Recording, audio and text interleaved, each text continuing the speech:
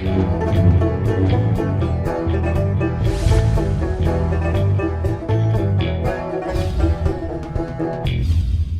I'm the DeadwoodJedi. This is another Raid Shadow Legends video. We are on the road to Ultra Nightmare, my free-to-play account. We just finished day one. It's day two, the morning of, and I'm already trying to keep that grind going. It's going to be a non-stop thing for at least the first week here, just to kind of get through the very, very beginning parts of this game. And I feel like I've made some pretty significant progress so far. So I thought what I'd do is kind of show you guys some of the stuff I've done on day one, and kind of where I'm going on day two here, and you know, my kind of thought process as far as how to proceed. And I think it should be a pretty good guide for those of you that are new to the game or competing with us, hopefully. And I'll share some of the things I've learned and kind of progressed along the way. As you can see, I'm still grinding the campaign. That's kind of my main goal. So I'll go ahead and look at my account really quickly here. We've had some interesting developments too in the beginning of day two. Let me just say that it's kind of surprising, kind of interesting.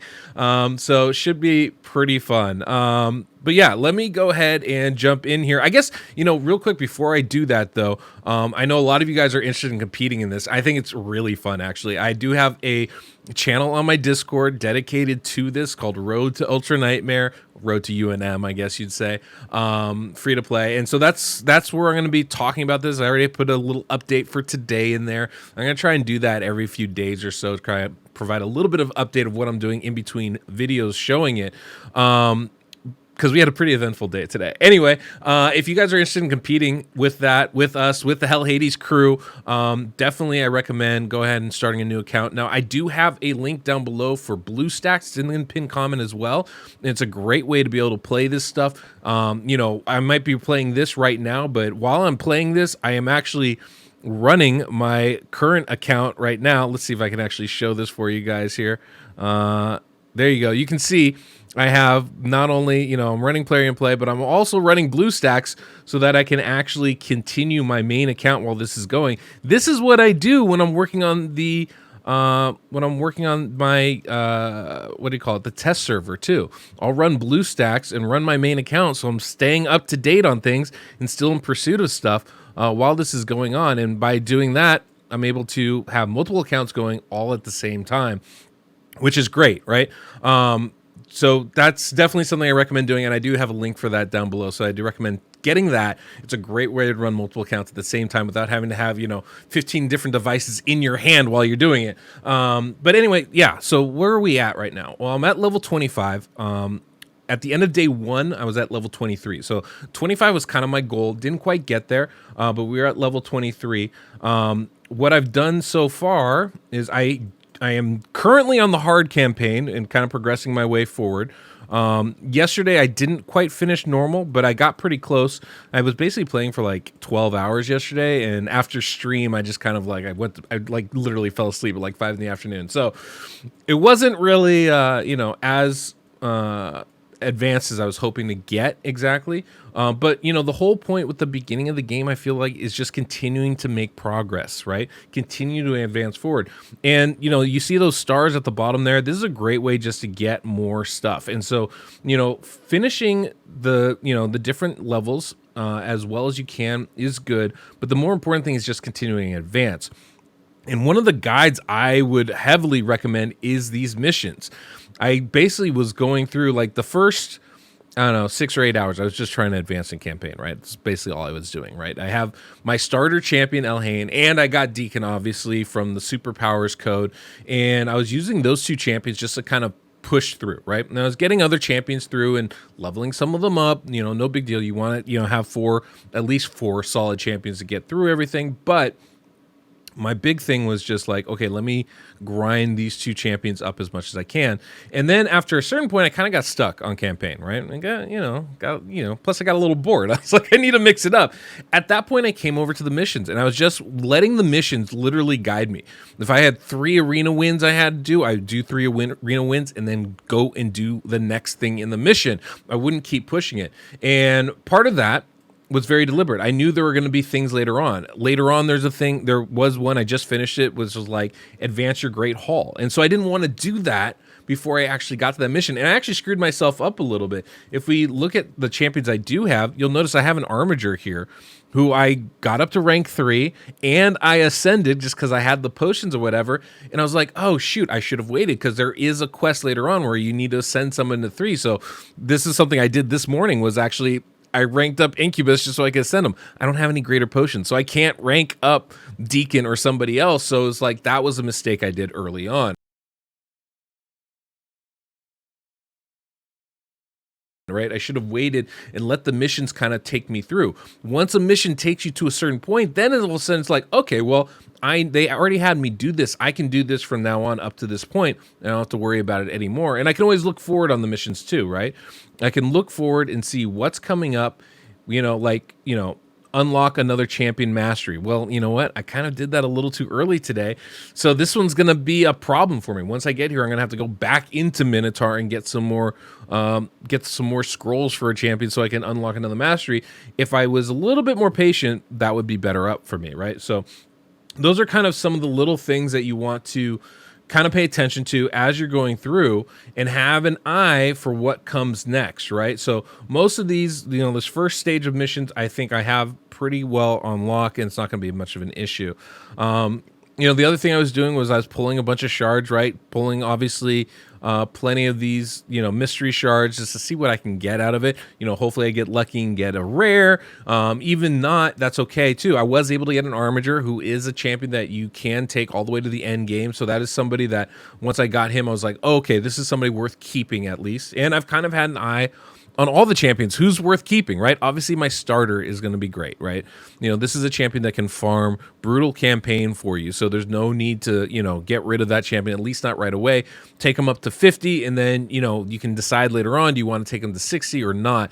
With Elhain, probably 50 is going to be where I'll, keep her, and then I can, I'll progress and start focusing on other champions. By the way, you might have noticed, I have an Elva Autumnborn. Yeah. I don't know. I pulled my 3 ancient shards that I had this morning. It's a 2x event. On my second shard, I got Elva. Like, what the heck happened there? So this is the first time I've actually pulled. I got a legendary, and I was like, oh no, this is a problem. It was definitely not what I was expecting and not what I was hoping for. I was hoping for a solid epic that I could really, lean on a little bit and grow with, but getting a legendary this early is such a cheat, especially one as good as Elva.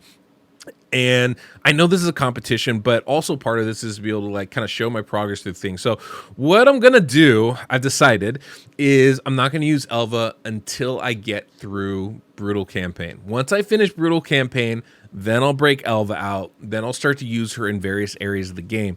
And part of that is I know I don't need her, right? I know I can advance. So having Deacon's already a huge cheat.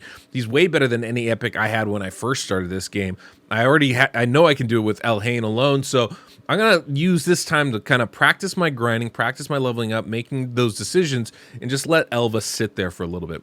Not to mention, I don't have any books for her anyway. I'm not going to get potions to ascend her anyways for a while. So there's no rush for me to really utilize her. Now, if this was a true free-to-play, if this is literally my first account, I would 100% be leaning into Elva. She would be amazing for it. Just like Syl the Drake can change some accounts when you get her, Elva's insane. She's got passive healing once you get to be able to ascend her, right? She's got a revive, which is so valuable, and it's 5 turns, even unbooked, which is great. She's got this amazing increased speed and block debuff ability, which you have to love, plus a cleanse. I mean, there's a chance for it, which is annoying, but it's really nice. And healing on the A1, and she can hit decently hard. So she's 100%, I would lean into her, but because of the situation, I'm not doing that right now. Now, the biggest challenge is the gear. I'm at the whim of what kind of gear I get. So I've got Elhain here. Now, we do get this lifesteal gear to start off, and I think it's pretty much set what it is. So you got the speed boots, you got the attack chest. This is great for us. Honestly, this is 100% the kind of stuff that we want to have on her. So I started putting it on Elhain because she is going to be my damage dealer for a while. And then I just kind of put what attack gear I have available on her. And then I was able to unlock, there's 2 sets you unlock through, the missions. There's a couple sets, but 2 of them are, a relentless set, and then there's a shield set. Well, the relentless, I got really lucky and got speed boots. So automatically I'm like, okay, this is going on my Deacon. You know, I want Deacon fast to be able to use the skills. And so I've just put this all on Deacon here. Now, the rest of it is okay. They're not terrible stuff, but, you know, I got that. And I got this offense divine set, which is great. And then I've got the shield set, which is pretty trash. Flat attack is not what I want. There's, you know, this decent piece got speed, right? That's something I want. But everything else is pretty useless for me. So I put that on my war priest so we can get some healing and we have that shield to start off every fight with, which is going to be good. And then I've got some speed boots there, HP gloves. That should help us a little bit, right? The hard part, though, is those are like kind of the 3 champions you're going to want to start with, right? You get your epic, you have your starter, and then War Priest tends to be pretty valuable because there's not a lot of healing in this game, especially early on with champions. So, you know, you need someone to be able to provide that for you generally. War Priest is going to be my choice, at least for right now, until I get somebody better. Are you still not subscribed to my channel? What are you doing? Take a moment, hit that subscribe button, hit the notification bell so you don't miss the next video that I put out there. It's the easiest way to support my channel, and over half of you aren't doing it. Get at it. And then the question is, who's your 4th champion? Well, I did pull Skullsworn pretty early from the campaign, and so I was kind of utilizing Skullsworn, knowing that at the very worst, I can use Skullsworn to, you know, get one of the, you know, the eternal fusions that are always available, right? And I'm not sure if it's Rosin or Broadmaw or whomever, but I'm like, okay, well, I at least know Skullsworn somebody I'm going to want to keep at some point. If even at the worst, I can use my Skullsworn to rank up one of my other champions, right? But he's not very good. Just not very good out of all these starter champions, right? I was able to get a Greybeard, and Greybeard's actually really good. I was shocked with it, but the big thing he provides is this AoE hit, which is rare, but it also comes with the freeze, so I actually have a chance to CC the enemy, and that's a pretty rare ability, right? And so I actually found him to be pretty good. He's got a counterattack and a shield thing, which isn't bad. He's got a provoke on the A1, but he provides some CC for me, and that's a pretty hard thing to find. So I actually found him to be pretty valuable. I did get an Elder. There's a tournament going on, and so Elder was part of that starter tournament, right? He's got a provoke on the A1. He's got a single target ally protection on the A2, and he's got this counterattack, and he doesn't take a lot of books. So he's certainly somebody that I've kept around as a possibility to use. He's not really my favorite of champions, though, right? Provoke's solid, but it's pretty low chance single target. The ally protection is pretty nice, but at this level, when you have somebody really low, this I don't think is going to be as valuable as one might think. So I'm not really inclined to lean in on Elder. I think Greybeard's going to be a better choice for me. And then today I pulled my last Void Shard, or my last Ancient Shard. I did pull an Aethel. So, you know, another starter champion is always a good thing. And Aethel actually could be somebody I might be able to even utilize in early clan boss. It's got a weaken debuff on the A1, and actually in early clan boss, weaken's more valuable than decreased defense because the boss has such little defense. Decreased defense debuff does a lot less work than you might think. Weaken's going to be more strong. It's a triple hit, so if I do get her mastered, all of a sudden we're looking at Giant Slayer as opposed to War Master. That can be really valuable. And, you know, we still have the increased attack buff she gives herself with an extra turn. It's some pretty nice abilities here. And I can turn on or keep that A2 ability. It doesn't really matter for Clan Boss. So I have an eye on her maybe to hold on to for Clan Boss, specifically for that weaken debuff. And that might be something that I keep a hold of. I did just pull an Executioner through the campaign as well, and he's kind of an interesting champion, right? He's got stun on the A1, which is always solid. Decreased speed as an AoE with decreased turn meter is actually really good in things like Arena as kind of like, you know, keep your team moving forward. Not to mention he's got that increased defense and counterattack buff that he puts on himself, which is really strong to keep himself alive.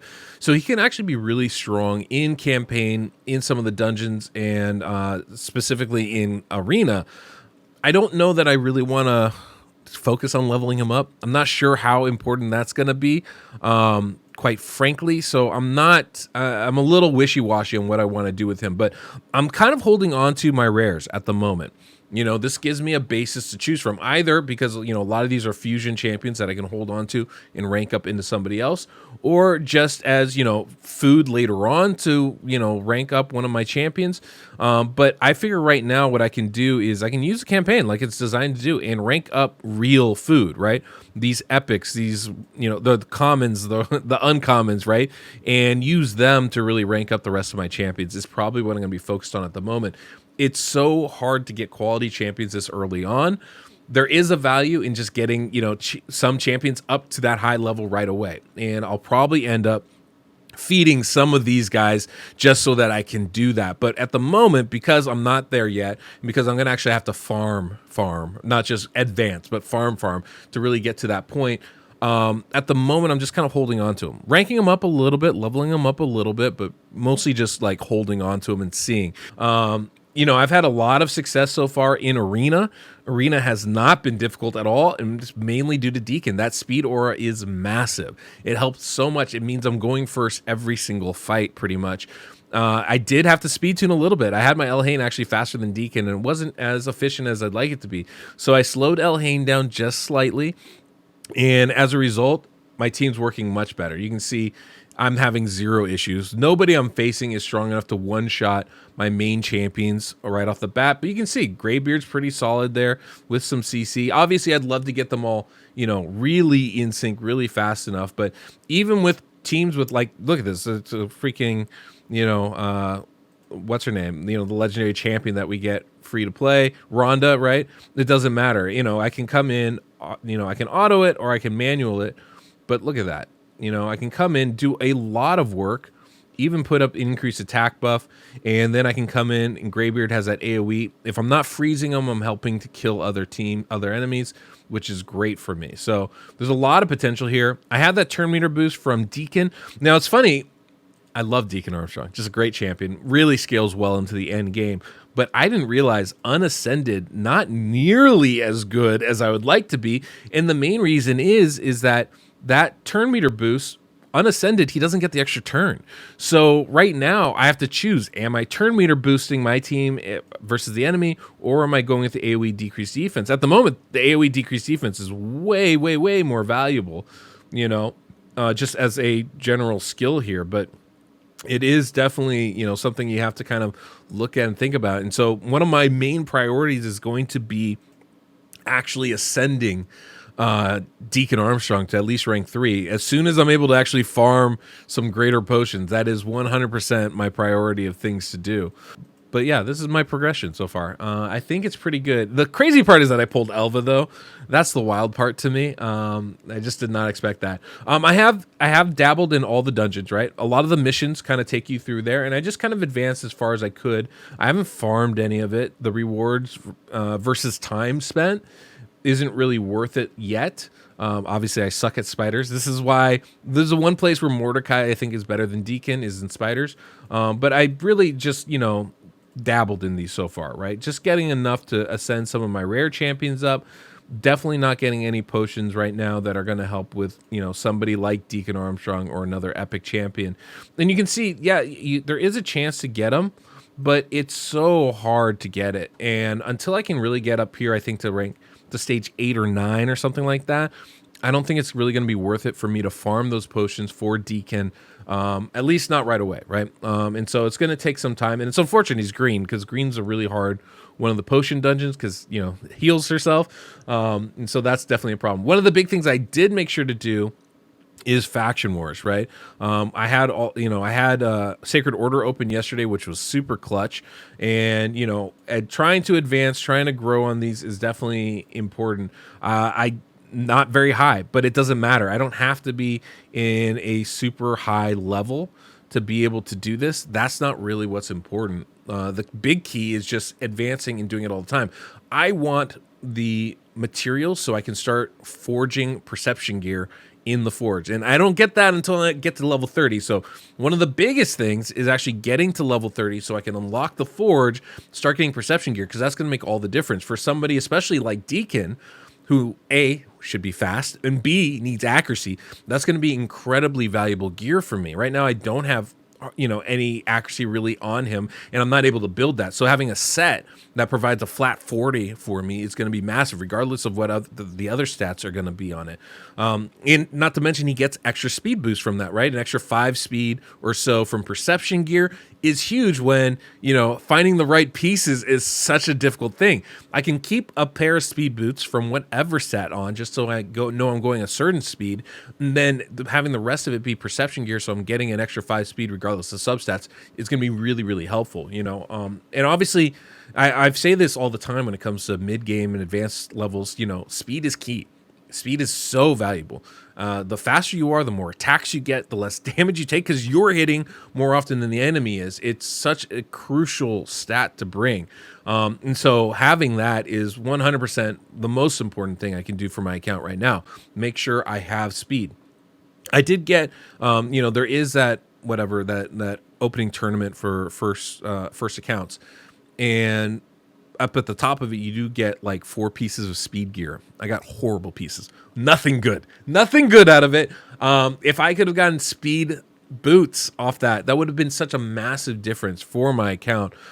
Just make all the difference in the world. And so unfortunately that was not the case, and it's not going to be the case. And so, not much I can do. And so, this is the other part. These challenges are a great way to get books for your champion, especially your starter champion. So I definitely recommend taking a look at that, and trying to, advance that as much as you can, right? Look at your quests. I wish I could clear stage 4, be another shard. Hopefully by tomorrow I'll be able to do that and be able to utilize that for the 2x. But yeah, I would say one of the most important things you can do is actually, pay attention to the challenges and try to complete those. You're going to get books for your champions that you desperately need early on. You're going to get shards that'll be really helpful for you early on. And that's all stuff that I would 100% recommend. That's where we're at right now. Another big question I keep getting is, what am I going to do with the gems? I think your priority, I've always said the mine is really important, right? Over the long term, you're going to get more gems from unlocking the mine than not. But that is over the long term. And I think maybe the most important thing is actually going to be unlocking my masteries for my first champion. And so I'm probably going to save up my first 800 gems to do that. After that, then I think the mine's going to be the next thing.